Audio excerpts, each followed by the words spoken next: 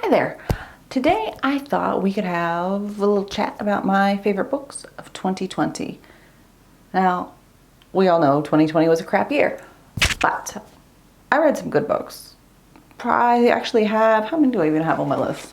I have 7 favorite books of the year. I think overall throughout the entire year I read 64 books. Like, I'm not up in the 200s like some people are. I don't know how you get there. I'm very impressed. But now, 7 books out of 64 ended up being my favorites this year. Now, these aren't really rated any kind of order.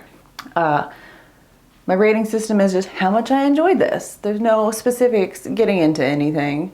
It's just, I like this book. This book fit my mood during this time of my life, you know? I don't need to get into the nitty gritty of that, right? Just, hey, I like this book. Ta-da! So, let's have a little chat about my favorite books of 2020. First one I read was, not the first one I read of the year, but the first one on my list. Like I said, these are no particular order. They're not rated from best to worst of the best. It's just a list I made as I was browsing through my read list. And I went, yeah, that was a favorite. And it's that simple. So first one on my list is Deal with the Elf King by Elise Kova. Now this is a book that I read on Kindle. So ta-da! Here's the cover here. It's late summer. I was in a bit of a depressive funk because I really don't like the summer.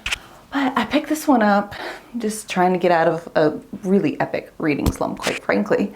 And it was a really fun YA fantasy romance.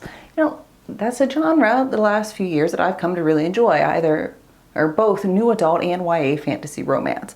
Now in Deal with the Elf King, we have our lead character that I can't remember the name of off the top of my head. I looked it up before this. Not that you can tell. She has to go to a neighboring kingdom. There's a wall in between, an invisible wall, but they can't pass through. Humans can't pass through into this elf kingdom. I'm not describing this well. You should go look it up, but I'm going to try my best. Every so many years, the Elf King comes to the human side of this wall and chooses a human queen. Now this human queen's job in the land of elves is to keep things in balance. Their world is unbalanced, there's a magic unbalance. The human queen, who has some sort of power within her, it's her job to keep that balance. Now to the humans, this is a death sentence. There are women who go over to that side, never come back, and whenever they do visit, which is rare, they're not quite the same. Our lead character, I did look up her name a moment ago. Give me a second, because I forgot again already. It is Luella. Luella is chosen to go be the queen in this elf kingdom. However, the magic has got to the point that it's not doing enough anymore. They're not able to save everybody.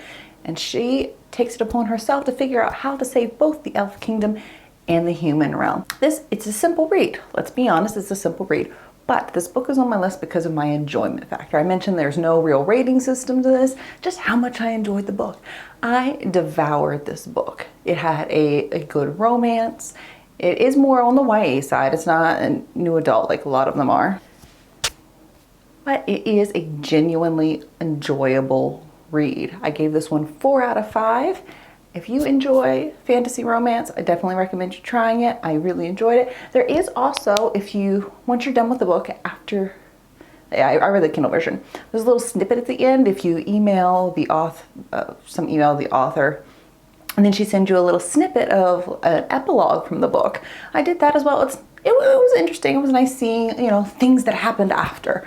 And that's always fun. The next book on my list, I also read as an ebook, although I'd love to have a physical copy of it. Actually, I'm going to put the next 2 together. First, we have From Blood and Ash by Jennifer Armentrout, as well as A Kingdom of Flesh and Fire, also by Armentrout. These are the first 2 books in her Blood and Ash trilogy. The third one's coming out in April.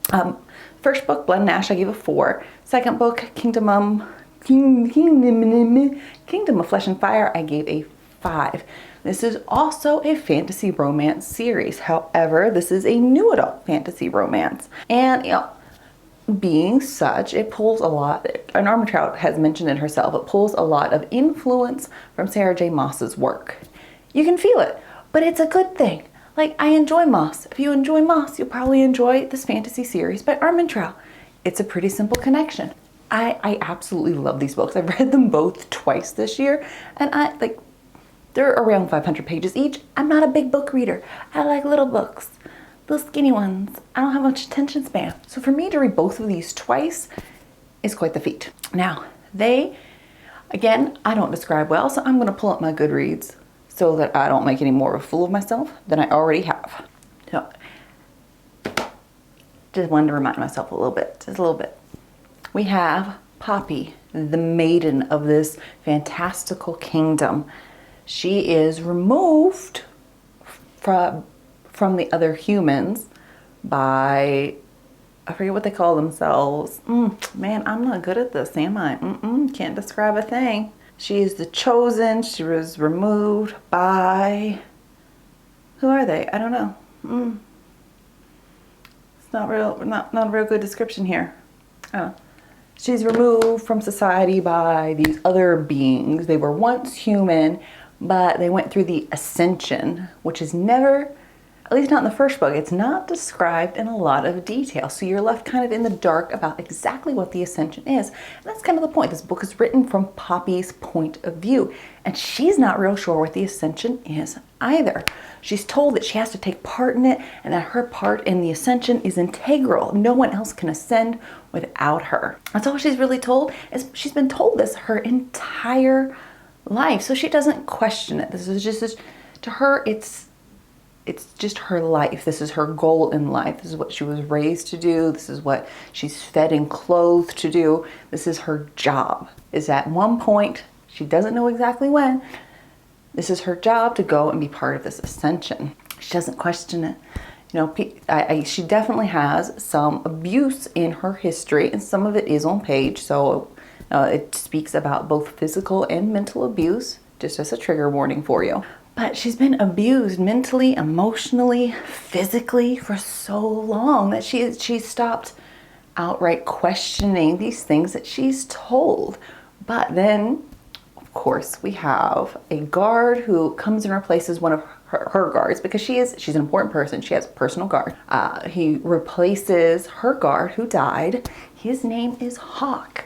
And with Hawk, she starts questioning some of the things around her more than she used to.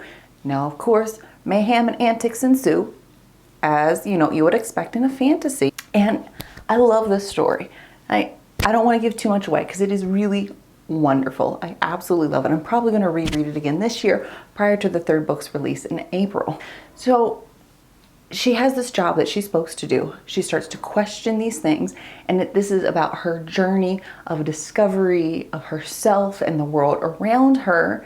And of course, it's a romance. It's a romantic fantasy. So, that happens too. Those scenes are pretty good, by the way. And it's her exploring and figuring out what's going on. And there's a lot of drama and action and fighting. And it's a really good series of books. If you love new adult fantasy, if you love fantasy romance, highly recommend these books. Jennifer Armentrout from Blood and Ash series, definitely worth a read.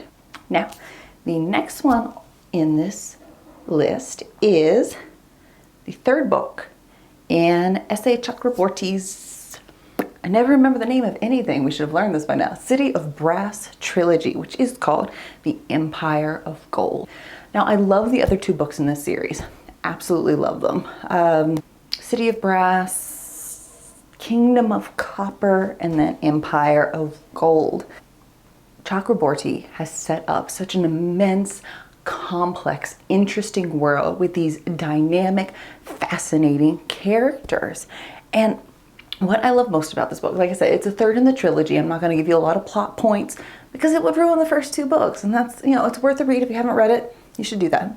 But what I loved most about this third book is at the end, all of the loose ends are tied up.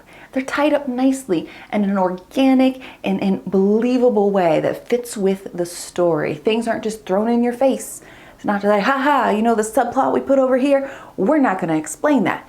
Chakraborty does not do that. All of her little ends are tied and tidy. You get You get to say goodbye to the characters at the end that you want to. You get to see the conclusion. There's not a lot of, oh, I wonder what happened with this guy. You know, it's fantastic. The story itself is wonderful, but this book would have made the list simply for its conclusion. How often do you read a book or a book series and you get to the end and it's actually tidily, cleared up? Like all your loose ends are tied. That doesn't happen often, and I absolutely appreciated Chakraborty's attention to detail with that. It's a wonderful, I believe it's marketed as a YA fantasy. It's not, it's an adult fantasy.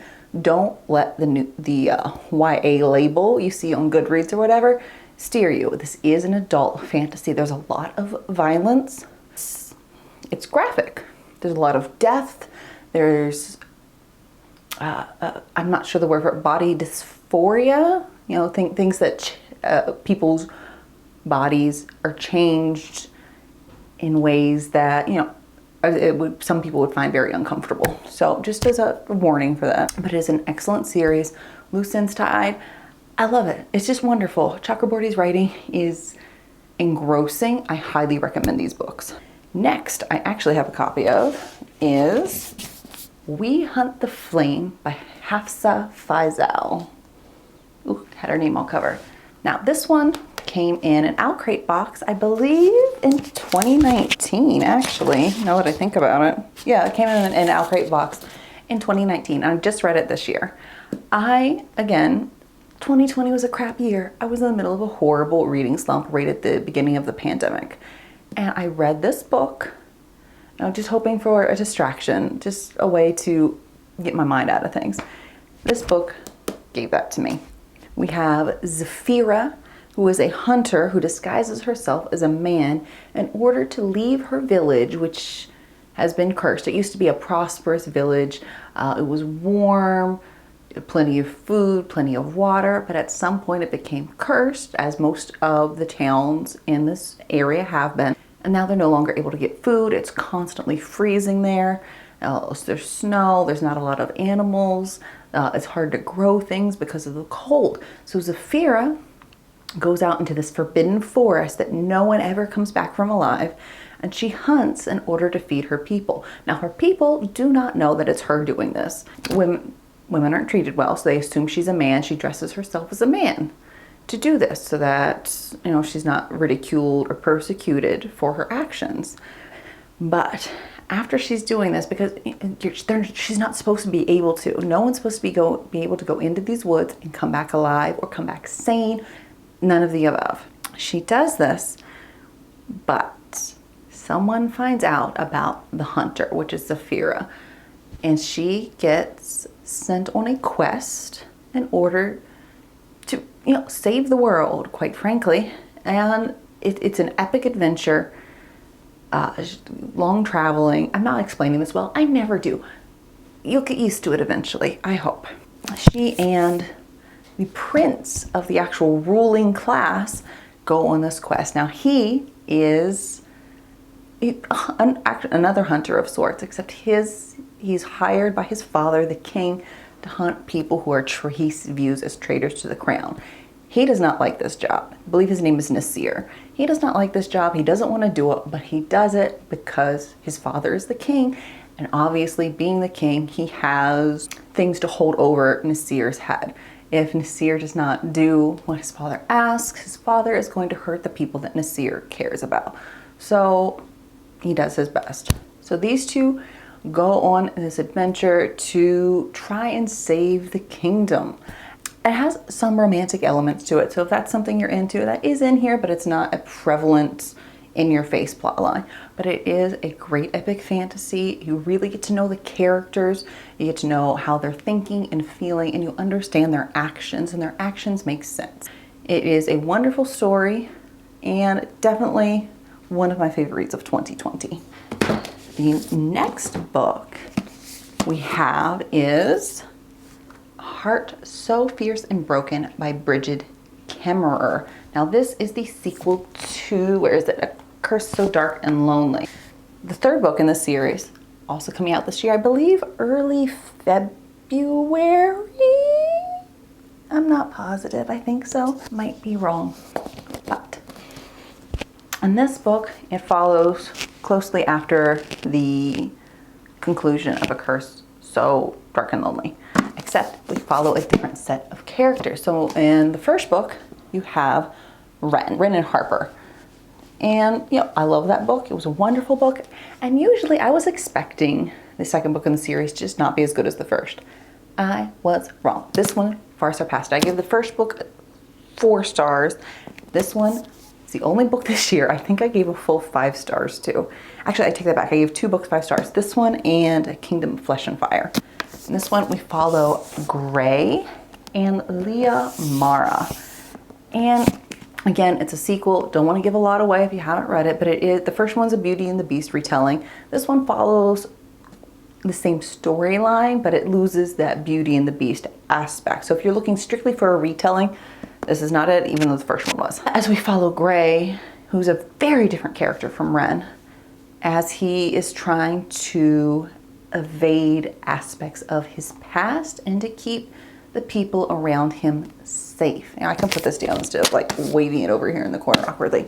It's a reluctant quest. He is a reluctant quester. He does not want to do this. He just wants to be left alone. He wants to be forgotten. He wants to live out his life alone. He just doesn't want any part of it. But these things happen and he gets drawn in to a quest with Leah Mara. You know, it also ends up, I seem to have a thing for romantic fantasy, don't I? Because this one definitely also has strong romantic ties as Gray and Leah. Oh yeah, I've read it at the beginning of the year, so I had to remind myself. You'd think I'd have reread at least the inside covers before I did this, but no, I don't think I had. So Gray is going on a quest with Leah Mara because Karis Loran, who was one of the big evildoers in the first book, is trying to take over Emberfall again. And of course, Gray still cares about Ren, he still cares about Harper, and he wants to help. So he gets drawn into this again. He doesn't like it. I don't remember. Now, Leah Mara does not start at the beginning of the story. She gets pulled in later, but she's such an interesting character. At first you're like, I'm not gonna like her.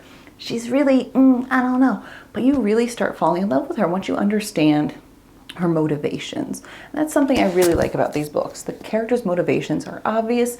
You can understand their actions because of it, and it is an excellent fantasy series. Last book on my list is Bone Crier's Moon by Kathryn Purdie. Now this was also an Outcry book that I got earlier this year. Look at the beautiful gold sprayed edges. It's so pretty. I love it. But this is romantic fantasy again. You guessed it. I seem to have a theme. But in this one we have, I'm just gonna read a little of the inside cover because my descriptions of these books have been terrible and you deserve better.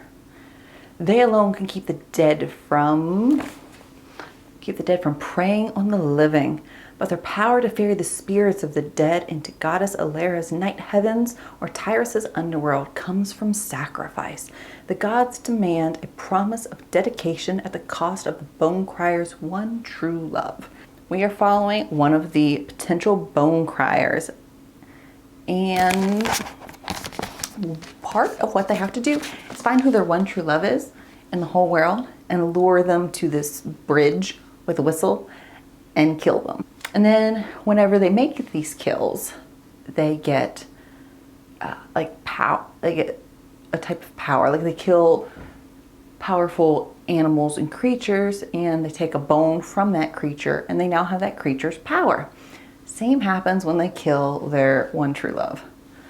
So, you know, that's a thing. In this, I can hear my daughter talking in the hallway, and it's very disconcerting. A little distracted. I'm sorry. So, Sabine, who's the girl that we're following in the story, has never really wanted to do that. She didn't want to kill the animals. She just wasn't her thing. She wasn't interested in it.